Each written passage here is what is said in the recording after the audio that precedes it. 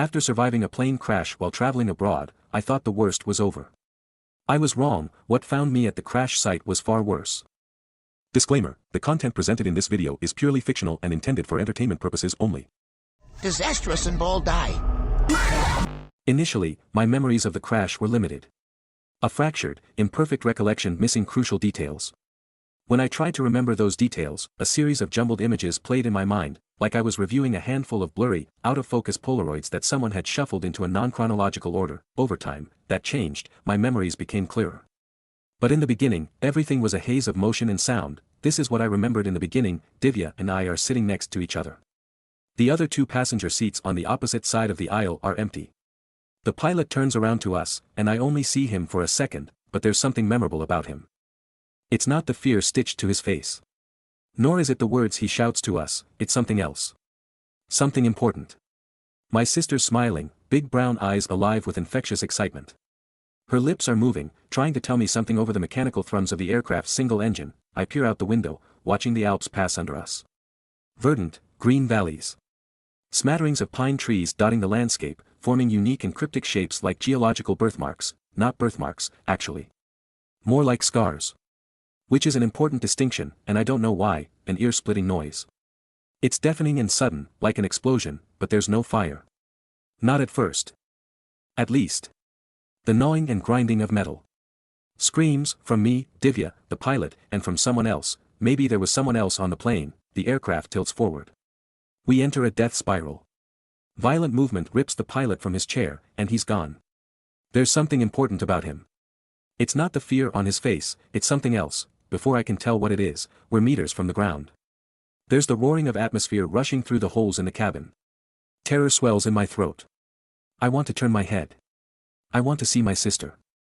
But there's not enough time, everything goes black. I'm plunged into the heart of a deep, silent shadow. It's not death. But it's similar. Briefly, I return. My consciousness bubbles up from the depths of that shadow, and my eyes flutter open. It's quiet now.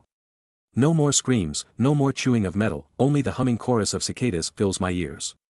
It was early morning when we crashed, now it's twilight. Air moves through my lungs, and it smells faintly of smoke and iron. Finally, I do turn my head, and I see Divya. She's not far, but she's broken. Her battered body hangs in a nearby oak tree like a warning. Dusky red blood stains the bark around Divya. It's sticky and warm on my fingertips when I'm close enough to touch it, leaning against the trunk, reaching to pull her down from the canopy. She's much too high up. But I keep flinging my hands towards the heavens, pleading for a miracle. Again and again I try to get a hold of Divya, as if I'd be able to anchor her soul to the earth with a tight enough grasp on her body. I blink, and when I open my eyes, I'm alone in a hospital room, lying in bed. Now, there's no noise at all, pure, vacuous silence for hours and hours as I slip in and out of awareness, until a question shatters that silence. What do you remember about what happened to you, son? Says a tall, grizzled man in a dirty white lab coat, gray-blue eyes intensely fixed on my own. That first week in the hospital went by quickly. Dr. Osler and Nurse Annalise were very attentive. Practically at my beck and call. My suspicions were at a minimum during that time, so I could actually lay back and rest. When I was finally lucid enough, I explained what I recalled about the crash to Dr. Osler, who listened intently from a wooden chair aside the hospital bed. My sister and I were Boston natives on holiday in the European countryside. We were flying over the eastern Alps when something went terribly wrong with the plane. I couldn't remember if it was a spontaneous mechanical failure or if the pilot had accidentally collided with something. Either way, we fell to the earth like Icarus. I thought of Divya. A question idled in my vocal cords for a long while, a leech with hooked teeth buried in the flesh of my throat. Resisting release. Eventually, I asked. Courage was the spark, apathy was the match. The resulting fire singed that leech off my throat and out my mouth. Either she was alive, or she wasn't. Do you know if my sister made it to the hospital? Brown hair, mole on her cheek. The doctor inquired, his voice warm and dulcet like a sip of hot apple cider spiked with brandy. I gulped and nodded, bracing myself. Yes, we have her here. She's in critical condition, but we're taking such good care of her. We believe she'll pull through, but she hasn't woken up yet. Relief galloped through my body, and I let my head fall back on the pillow, tears welling under my eyes, as I quietly wept. He continued to fill in the gaps, detailing where I was, how I got here, and what was next. Essentially, the plane crash-landed outside of Bavaria, southeast Germany. A farmer watched our meteoric descent from the sky and immediately called for an ambulance. Now, my sister and I were admitted to a small county hospital about 10 minutes from the wreck site. Both of my legs were broken, and I lost a significant amount of blood, but otherwise, I was intact. Divya suffered greater internal injuries, so she was in the intensive care unit. Dr. Osler expected her to make a full recovery. There were no other survivors. He stood up, patted me on the shoulder, told me to sleep, and informed me that Annalise would be in soon to record my vital signs. When can I see her? When can I see my sister? His footfalls slowed until they came to a complete stop. He remained motionless for an uncomfortably long period of time, with his hand wrapped around the brass doorknob and his back to me. Never said a word. After about a minute of eerie inaction, he twisted the knob, pulled the door open, and left. That's when I first noticed something about my situation was desperately wrong. As the doctor exited my well-lit, windowless hospital room, I glimpsed whatever was outside. In an attempt to conceal it, he didn't swing the door wide open. Instead, he cracked it only slightly, just enough to squeeze his gaunt body through the partition. With his lab coat audibly dragging against the door frame, despite his attempt to block my view, I saw enough to plant a seed of doubt in my head about Dr. Osler and what he had told me. A clock on the wall read noon, but whatever was outside the door was pitch black. The foreboding darkness outside my room was only the first domino to fall, though. Once I fully registered the uncanniness of that detail, a handful of other equally bizarre details came to the forefront of my mind, and I did not have a satisfactory explanation for any of them. For example, the hospital was completely silent.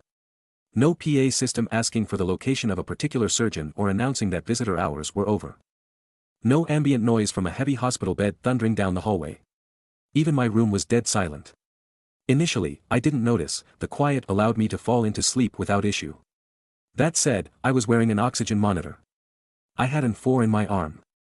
The machines above me appeared to be connected to both things, and yet, they were silent too. Shouldn't they beep? Shouldn't they make some kind of sound? The only noises I ever heard were the voices of the hospital staff members, and only when they were in my room, talking to me, which brings me to Nurse Annalise. Initially, she was a tremendous source of comfort. Her very presence was sedating, humble and grandmotherly. Silver hair bustling over her shoulders as moved through the room. A charming, wrinkled smile on her face as she listened to me recount my life history to kill some time. Constant reassuring words about how well the hospital was taking care of me, but like everything else, once I looked a little harder, Annalise went from likable and endearing to peculiar and terrifying. First off, it seemed like she never left the hospital. For a week straight, she was my only nurse. Coming and going from my room at random times, never anything that implied a shift schedule. One day, she came into my room 3 times within an hour to take my temperature, and didn't appear again until the following day. Another time, I woke up to her determining my blood pressure. The rubbery cuff tightly compressing my bicep. No stethoscope pressed to my arm, which I'm pretty sure is required for the measurement. She wasn't even watching the numbers rise and fall on the instrument's pressure meter. Instead, she was staring right at me, reciting the same phrase over and over again. Aren't we taking such good care of you? Aren't we taking such good care of you? Aren't we taking such good care of you? All the while, she was continuously inflating the cuff, pausing for a moment, releasing the air, and then repeating that process. I just pretended to be asleep at first.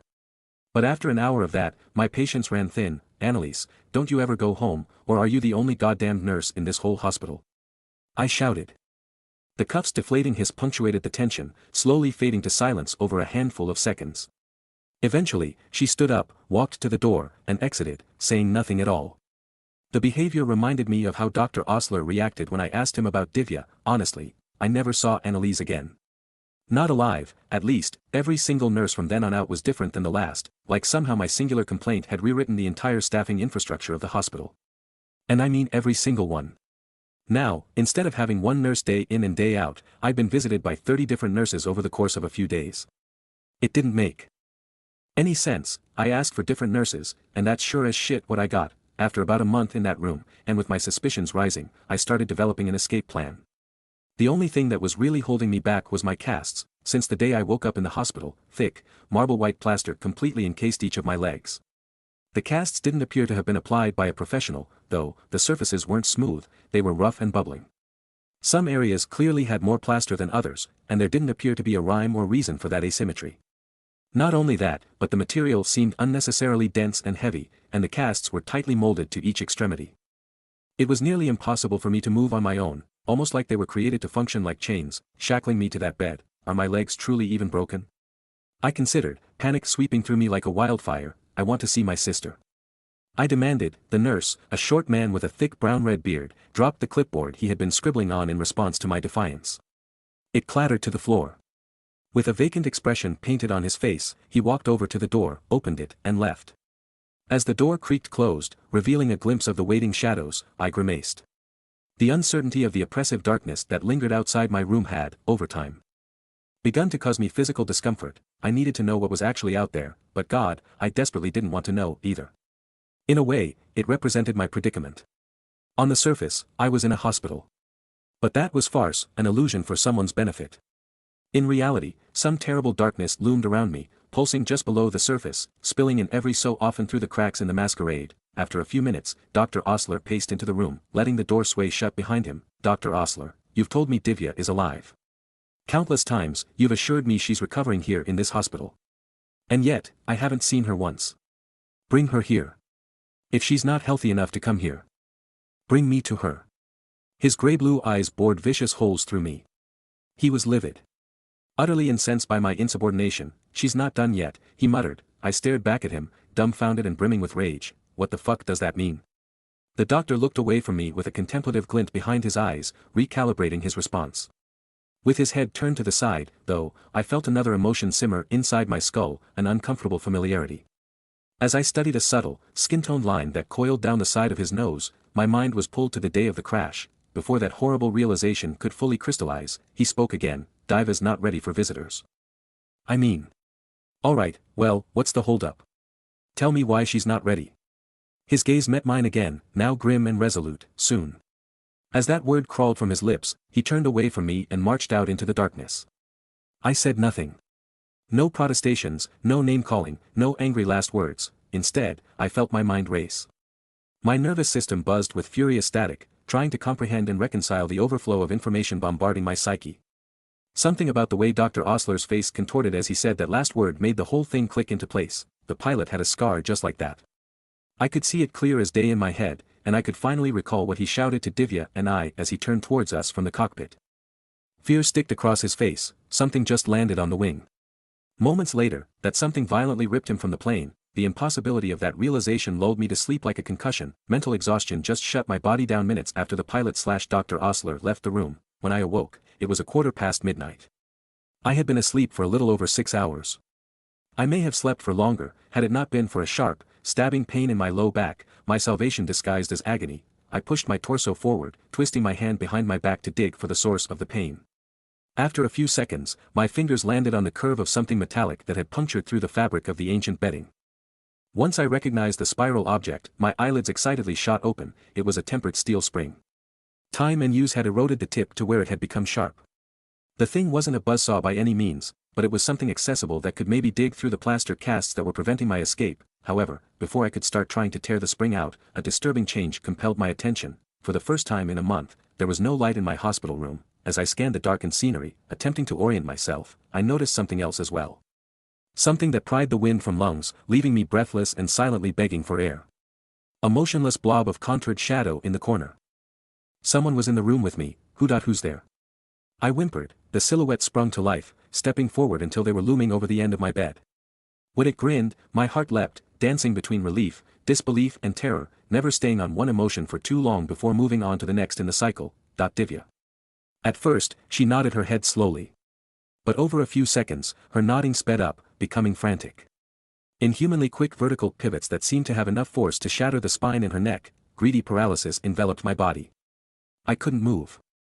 I couldn't speak. I could just watch as Divya lumbered around the side of the bed until she was right over top of me. Still rapidly shaking her head up and down, as she bent over the bed's railing, the nodding stopped abruptly. Nearly forehead to forehead, my sister finally responded, "Yes. It's me. Don't worry, okay? In fact, don't ask about me. I'm fine, they're taking such good care of us here." Her eyes were no longer brown. They were gray-blue. Like Dr. Osler's. Like Nurse Annalise's. Like every nurse's eyes, actually, and with that, she stood up, turned away, and walked out the door. From that night on, I accepted my sister was dead. With my attention undivided, I worked singularly towards escape. Grief could come later, after I was away from the thing that had killed her and commandeered her body. Disassembling the casts with the sharpened end of the spring was laborious. Every minute that thing wasn't in the room, I was scraping away at the plaster, making sure to focus my efforts on the underside of the mold, rather than the outside. That way, if it inspected the cast, it wouldn't be as obvious that I had been incrementally weakening the plaster. If it was in the room, camouflaged as a real human, I smiled. Engaged in pleasant conversation. Profusely displayed my gratitude. Thanked it every chance I got. That's what it really wanted, I suppose. It wanted to feel appreciated. Giving it appreciation kept it docile. Eventually, I could tell that I had damaged the casts to the point where I could break myself loose with a few more forceful hits.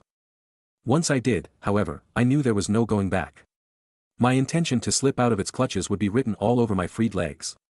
And as much as I attempted to discern a pattern to its appearances in my room, I just don't think there was one. Unfortunately, that meant there wasn't a right time to make my escape. I had to guess and pray it wasn't nearby when I made my move. Luck was on my side that day. The thing was close, but it was preoccupied. Despite shedding nearly 20 pounds of body weight in that hospital room, barely sustaining myself on the infrequent helpings of brackish meat soup the thing brought me, my legs couldn't hold me upright.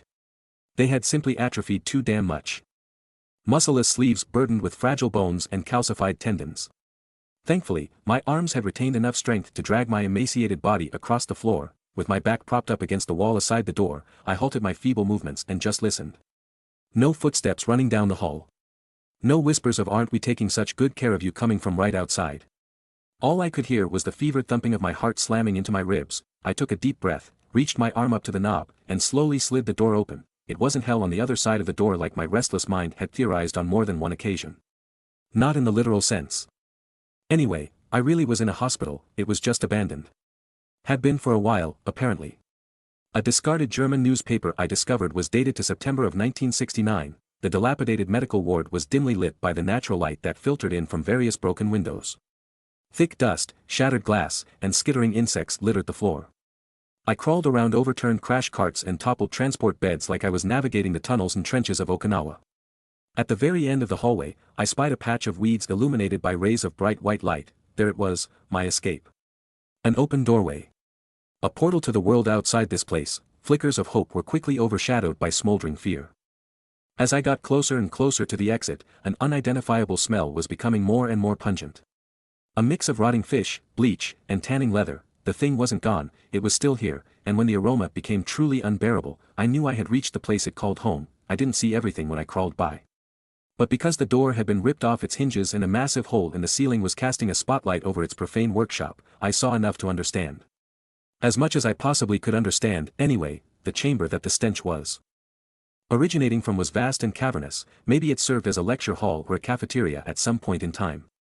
Now, though, it had a different purpose. It was where the thing kept its costumes. That abomination had pretended to be every person I'd interacted with while in that hospital: Dr. Osler, Annalise, all the other nurses, and, most recently, Divya. A horrific stage play where it gladly filled all the roles. That entire month, I thought I had talked to dozens of people. In reality, it had been this goddamned mimic every single time, camouflaged by a rotating series of gruesome disguises. Hundreds of eyeless bodies hung around that room like scarecrows, arms held outstretched by the horizontal wooden poles that were tied across their backs.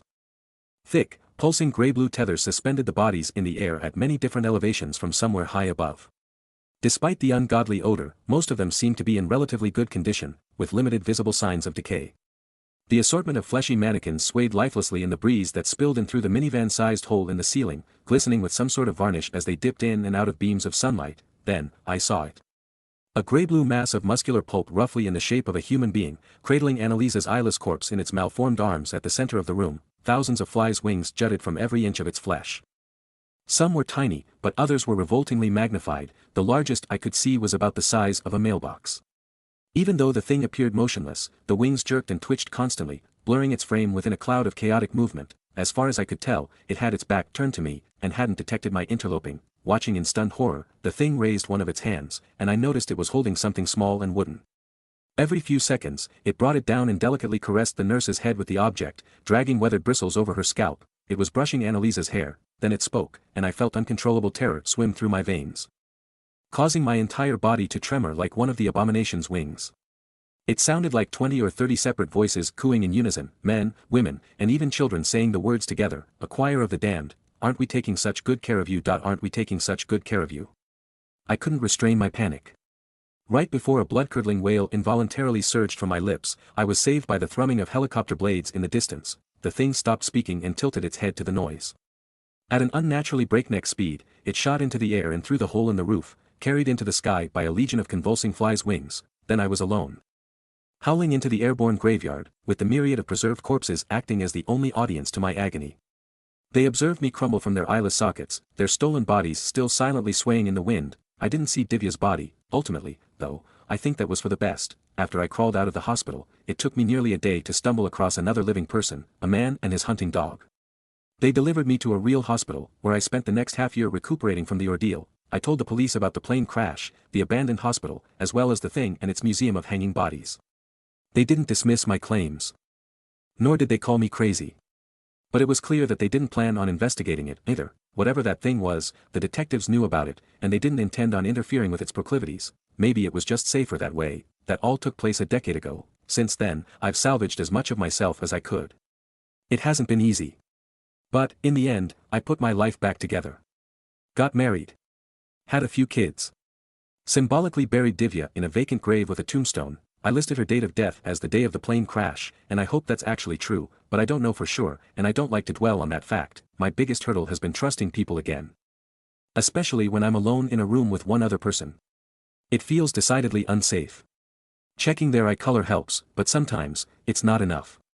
What if it's that thing in disguise, looking to take me back to that godforsaken room? You might be wondering why I'm speaking up after all this time. Well, I've finally decided to post this because of what happened this afternoon. My wife returned home early from work. She's been acting odd, sitting on the couch by herself, listening but not speaking. Her eyes have always been dark blue. Today, though, they look a little different. I'm locked in our bedroom, and I can hear her saying something downstairs, but I can't discern the words. Once I post this, I'm going to open the door and find out, and I hope to God it's not what I think it is. We're going to take such good care of you. Until next time, subscribe to stay up to date with all updates. No screamers or shocking moments, only comfort and safety. Bye.